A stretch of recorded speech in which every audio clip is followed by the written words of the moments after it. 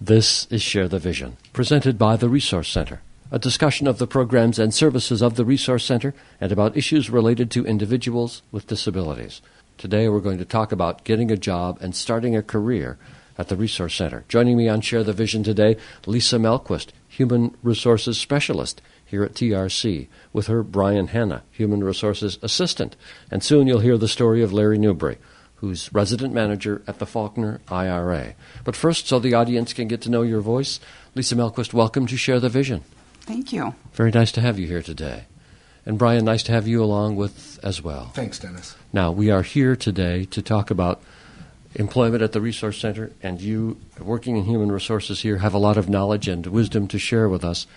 Lisa, let's start with you. How can people apply for jobs? Are they jobs available right now at the Resource Center? We do have jobs available here at the Resource Center. We have positions available from entry level to professional. People can visit our job board at trcny.org.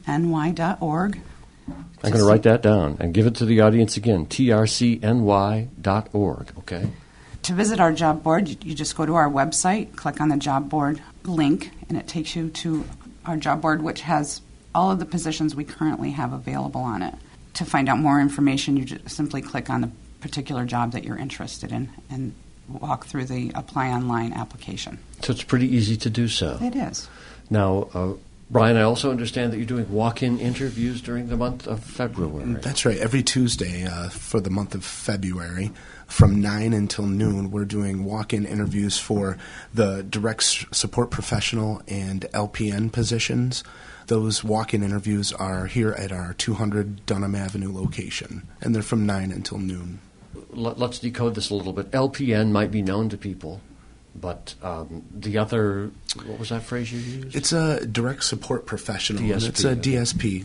It's one of our entry-level positions here at the Resource Center.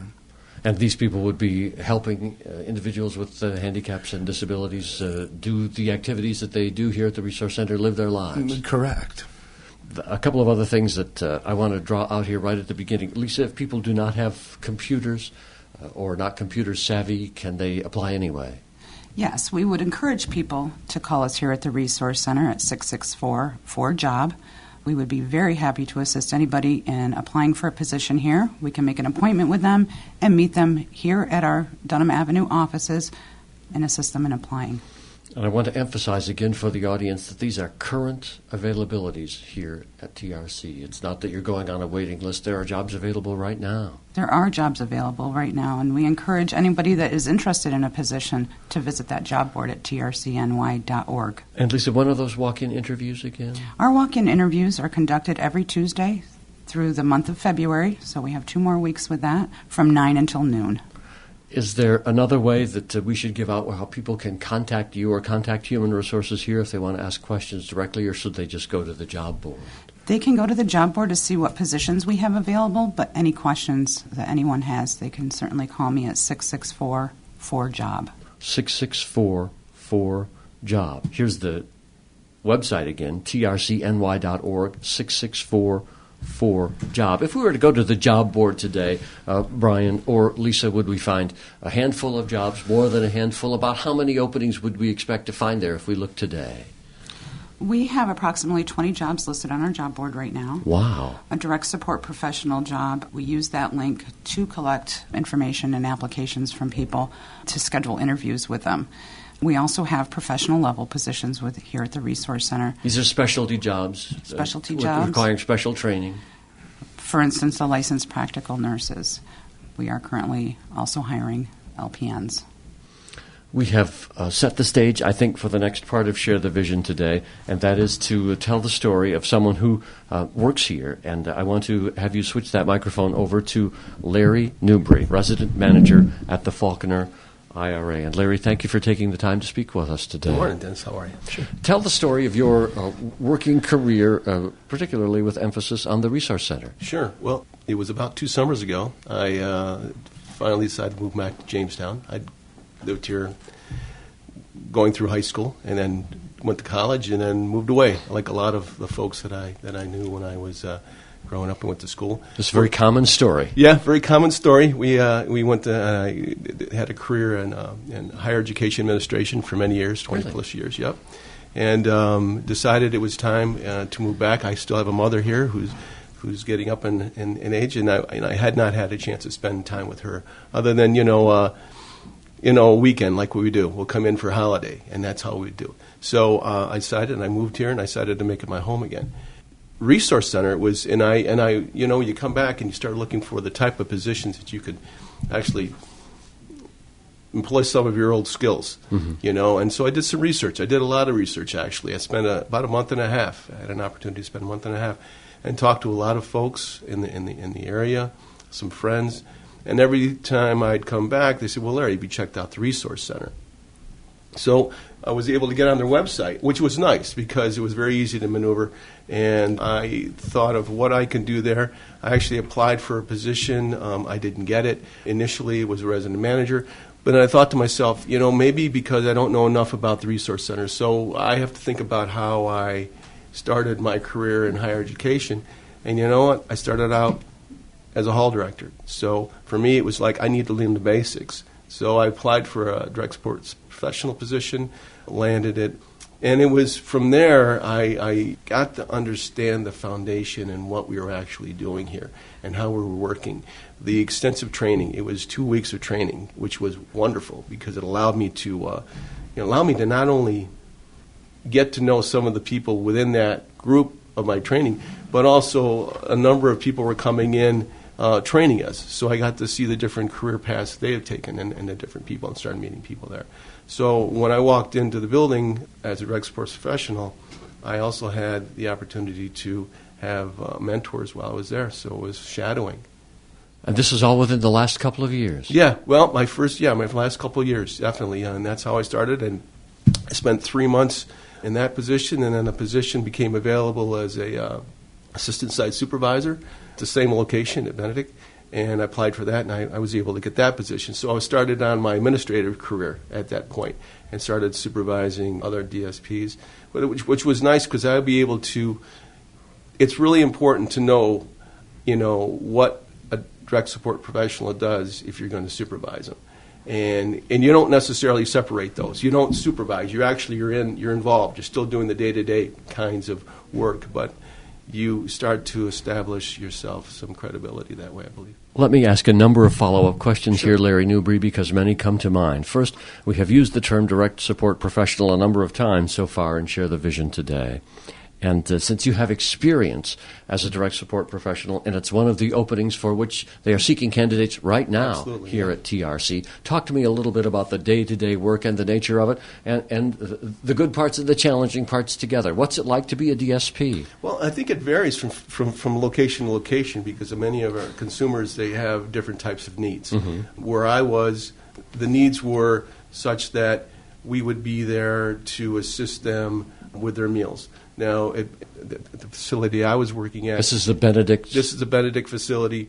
Benedict Avenue in Jamestown. Yep, Benedict Avenue, more independent. So we'd go and assist them in making their meals or assist them in getting to where they wanted to go in the community. Many go to the YMCA or, as it was, the Jammers games were very popular, those types of things, And also, it's really important for us to assist some with hygiene, if that was possible or necessary. Those types of things. There are a lot of different residences, IRAs, and other different facilities which demand a lot more attention. So there's varying degrees as far as what the direct support profession is actually doing. I'm giving just one snapshot. And the level of fulfillment, what was it like, considering you had come from a professional life in higher education, to what did it feel like, Larry, to be involved in that kind of day-to-day work with somebody? Well, I think it's one of those things where you walk in the door and the residents there know your schedule better than you, and they're looking forward to seeing you, and you see their eyes and you see their smiles, and also I believe that you have the opportunity to just give of yourself, and that's not necessarily something that we do every day. And I think the gratification that you can see in the satisfaction, and not only, and then the appreciation from the thank yous that you get from the residents, and then you become, you become friends, and you develop that sort of friendship with the residents too. I think for each individual it's different. For me, having worked with people and having to help individuals cross through what we call milestones so that they can learn how to maybe make an egg or wash their clothes or those kind of things. These are things that we're assisting in actually making and helping individuals to fulfill. What I hear you saying, and I'm going to have Lisa and Brian talk about this in a moment, is the deep level of personal validation that you received in doing this kind of close, day-to-day, moment-to-moment work with persons with disabilities. I'm just going to hold that thought for a moment and get back to us. Larry Newby, tell us a little more about your other career, what you did before you came back to Jamestown for the perspective in helping us understand how you look at your new work here. Sure. I worked I started off after I graduated, I went to Canisius in Indiana for grad school, and I started off as a hall director. So I had 300 freshmen. Residence hall. Oh, residence hall. Yeah, God bless you. Oh. 300 freshmen. 300 freshmen. So, and you work with, there you in your first 7-8 years of working in that capacity of different, and I worked at different schools. I mean, I worked at Ball State and Butler and other schools, and so you move from place to place after 3 or 4 years or 2 years.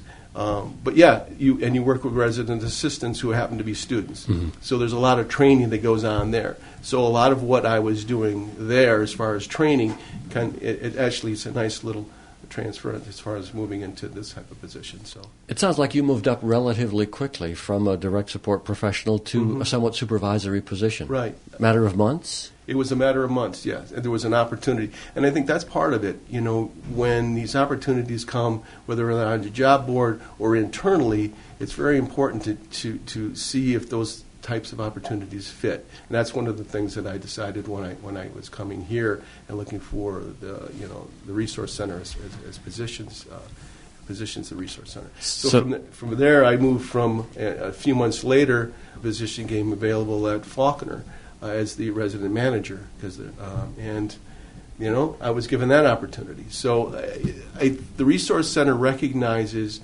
individuals and see how they can, and their skills can translate into what the needs are within the actual. Tell me a little bit about the Faulkner IRA, where you work now, in terms of how many residents there are there, and the nature of your work, and how many people are working under you to help support the residents there. We have 5 residents. Their ages run from 27 to 67, so it's a wide range. Each individual has their own room. It's a community living where we all, once a week, one of the guys, we make a meal. And so we have our evening meals with each other together. We are a very active house. We're constantly, it seems like we're constantly moving. It's nice to be going to, last night, one of our residents wanted to get, the DVD for, what's that, Raymond? I don't know. It's not on TV anymore. It's anyways. I know the show. You know what I'm saying? Yeah. So, but at that point in time, 2 other guys wanted to go with him, so we had a trio go out there and do some shopping. Instant field trip. Field trip. You know what? People wanted to get out. I don't blame them. So, and then we do. There's a lot of opportunity for each of the group, and you have 5 men, and I have 2 staff in the evening, and then 1 staff at night and third shift. But I have a small group. Only have 5 staff that work with me on a full-time basis. But and what's the level of disability of the people that you are working with? Well, you're talking about they're mentally and physically challenged in both circumstances. Many of the guys there are totally mobile, ambulatory. They can move and communicate just like we communicate. Mm-hmm. One of those situations where, as in any home, we have our days. Where we have to, and you have to have those types of skills, those skills to kind of mediate, and decompress and de-escalate situations. So those are the types of skills that I came with when I brought, when I came on board. And 300 some freshmen. Yeah, well, and then you move through, and as I moved through, I became I eventually became a coordinator of 1,200 kids, and then 4 buildings, and eventually a director of residence life, and then eventually dean of students at another school too. So, I've had a lot of opportunity there. So you translate that into what you're doing here, and there's a great deal more. I miss the direct communication, the hands-on, because as you expand, as you move further away from in an administrative role, you get away from that day-to-day hands-on opportunities to have those kinds of experiences. And then this, in the IRAs and the other ICFs, you have that opportunity. Where were you dean of students, Larry? I was University of Dubuque in Dubuque, Iowa. That's where I came before I came here. So from a dean of students to DSP, and then you have built up again your career to the resident manager at the Faulkner IRA. Are you happy? I am, because, I think everyone talks about, you listen to folks who are in the know regarding careers and how many careers we have. And I look at this is my 3rd career. I was looking for an opportunity. I needed to find something that was going to be passionate for me. As I was in student life, and then I was in student services, and now this is a different type of. It's not student related, but it's a life service, and I was looking for a career that was going to provide me some fulfillment. Yes. I'm going to go back. I know Lisa and Brian have been making notes here for several minutes, but just one other follow-up opportunity for you, Larry, before we leave you, and thank you for a rich story with lots of wonderful anecdotes in it. It's been a joy to hear all of this. What would you say to the person listening to this program today who might be looking for work and may have gone to that job board and looked at the DSP part of it and said, I don't know if I can, I don't know if I should, if I'd be comfortable working that closely with someone with a disability? Speak to that particular roadblock, perhaps. I think I have to, reflect on myself, because for me it was, until I'd put myself in that position, I didn't know. I mean, really. And that's the honest, and that's what people are thinking constantly. I believe that. But I think, for me, once you have the opportunity to work for an agency with the resources that the Resource Center has and how they assist you through the entire process, it's not one of those kind of places where they just dump you and say, here's the keys. I mean, there's a supportive process. So if you look at it that this is going to just be some job that you're going to work and make X number of dollars, then it's probably not going to be fulfilling. If you're going to want to come into a position that you're going to want to give up a little of yourself, and eventually you'll be giving a little more and then a little more. I think those individuals out there that are looking for something like that, and also looking for a career, this is a good agency to work for, and that's how I saw it. Larry Newberry, thank you again for your story. Lisa and Brian, I'm going to have you come back on mic now. Lisa, you were making some notes furiously as Larry was talking there, so give me the follow-up now to his story that you have observed. Well, I want to say that, as you've heard from Larry's story, there are a lot of opportunities available to begin a career and grow here at the Resource Center. You can work within our homes, the homes, of the individuals that we serve, and it's a very gratifying and intrinsically valuable experience. Getting to know our people, helping them grow also helps us grow. So very interesting. Brian, follow-ups, comments? Well, there are several things in Larry's story that are pertinent to people that are applying for positions.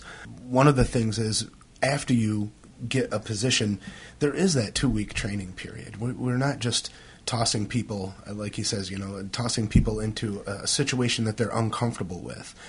And during that training period, we're constantly trying to learn more about individuals so we have a better idea of where we're going to place them. You know what I mean? It's very important through the interview process, through the assessment questions that we ask, through interviewing, everything, to try to glean as much as we can from each individual person before we just put them somewhere. We really try to place them in a spot where they're going to succeed, and the way that we do that is try to get as much information about them as we can during the training, during the interviewing, and all that. And the other thing is, after you get into a position like that, if you're interested in advancing your career, as Larry did, it comes back to the job board. There's internal job board as well, where individuals can see other postings and see if there's other career opportunities to advance. Keep that job board as a tool for applicants and for people that are already staff here at the Resource Center. It's a very useful tool. What I hear both of you, Lisa and Brian, saying is that if someone has the interest and the aptitude, you will be able to see that and provide for them the support and training to make them secure in this position as a DSP, for example, direct support professional, even if they've never done anything like this in their life before. If they have that aptitude and you see it, you will provide the platform upon which they can succeed. Absolutely, and when they come through training, I think that for the most part they're confident. They're a lot more confident than when they started that training. We give them the tools to feel confident that when they go into these situations that they're going to be able to handle whatever comes up. Plus, to let them know that they're not alone. There's always other staff. They're not. You're not going to be alone in a situation that you can't handle. And in the training process takes care of a lot of that uncertainty. Let me ask you, Lisa Malquist and Brian Hanna, salaries, what people will earn. Is the pay competitive for entry-level positions? Is it posted on the job board? How can people learn about what the remuneration will be? The pay that we provide our DSP is very competitive with the local market, as well as the LPNs. We do research on what other local agencies are paying and try and assure that we are paying along those same scales. So these would be good entry-level jobs then? Wonderful entry-level positions, yes. And benefits are wonderful here as well. I was just about to ask that question because that is something, of course, that a potential employee is going to be very interested and curious about. So this adds another nice dimension to the picture. Not only is the training excellent and you will help the person find the right place for themselves in the Resource Center, help them find a place where they can be successful, but also the salary and benefits are competitive, so they will have something to look forward to in terms of the kinds of satisfaction that we all need to get from the work that we do today. Absolutely. Are there any other aspects of coming to work at the Resource Center, Lisa or Brian or Larry, that we ought to get into Share the Vision today? Again, speaking to someone who perhaps has never worked here, never done this kind of work before. Is there anything else that we can help them with that we have left out? I just want to make sure there is nothing left unsaid here. I would also like to note that, once again, the job board, after you have applied for a position, you're able to go back and check your status of that. We update that, the job board, so if your application hasn't been reviewed yet, you can look at the job board and it's going to tell you no one has gotten to that yet. Or if it's under review right now, you can look at the job board and it's going to tell you, all right, somebody is looking at my application right now. So you always, if you log into that job board and you set up your personal identification, you're able to check the status of your applications. You're able to see the different applications if you've put in for more than one job, and just check the status of those. Whenever you feel the need to, you can just follow up on your application. Lisa, let's give some information that we gave earlier in the program one more time in case people were not listening then, but the phone number to contact you directly. To contact me regarding any questions or questions regarding positions or even the job board, or to schedule an appointment to come in and complete an application if you don't have a computer, you can call me at 664-4JOB. And the job board, again, is located at what website? trcny.org. Now, specifically, the walk-in interviews that you're doing on Tuesdays from 9 until noon through the month of February are for what positions? Those are direct support professionals, LPNs. We also have included supported living specialists and self-determination assistants. But we encourage people to look at our job board, consider coming in here from 9 to noon on Tuesdays for an interview. Save time by applying online before you come in for your interview, and we will look forward to meeting with people. One thing developed as I was setting up the gear here to get ready to record this edition of Share the Vision from the Resource Center's administrative offices on Dunham Avenue outside Celeron. And listeners may be saying in their mind, Brian Hanna, is it that Brian Hanna? So I want to have you just speak to your avocation for a moment just to confirm that you are the same Brian Hanna. Yes, that's me. I've been playing music in the local area for over 20 years at all different venues. You sing and play? Yes. What is your instrument? Guitar. Play guitar and sing. Lots of songwriting and stuff like that. Over 20 years you've been doing that? Yeah. And how long has your career been here at the Resource Center? Actually, I've been here for quite a while. Right after high school, I started in the manufacturing part over on Jones and Gifford. Really? I left for a few years, right around the year 2000, but I came back in 2006 to the manufacturing, got a staff position in shipping and receiving, and then found my real home here at Human Resources. Well, thank you for that little thumbnail biography of all of your work here. Now, Lisa Melquist, you don't sing or play out at any of the local night spots. Maybe a little dancing, but no singing or playing but, guitar. We have a moment for you to review your career here at the Resource Center. Have you been here for many years? I just celebrated 10 years here at the Resource Center. Congratulations. Thank you. I remember that now from the ceremony we covered here on Share the Vision. Yes. Yeah. I started here in a temporary position as a secretary. Moved my way up through the secretarial career ladder, going back to college twice. I'm just completing my bachelor's degree and have, really grown, not just my career here at the Resource Center, but myself as well. The Resource Center was very encouraging and supportive of me advancing my career and going back to college, which is another wonderful aspect of working here at the Resource Center, is that they are very supportive if you want to advance yourself internally throughout the certain career ladders we have here. Our time is just about gone, but thank you to all three of you now for some superb representative stories of what it's like to come to the Resource Center, to go to work in a position and to grow with the organization and grow in your work. It's been a delight to have all of you on the air today. Lisa Melquist, Human Resources Specialist here at TRC, Brian Hanna, who's a Human Resources Assistant, and Larry Newbury, Resident Manager of the Falconer IRA. Thank you all for sharing the vision today.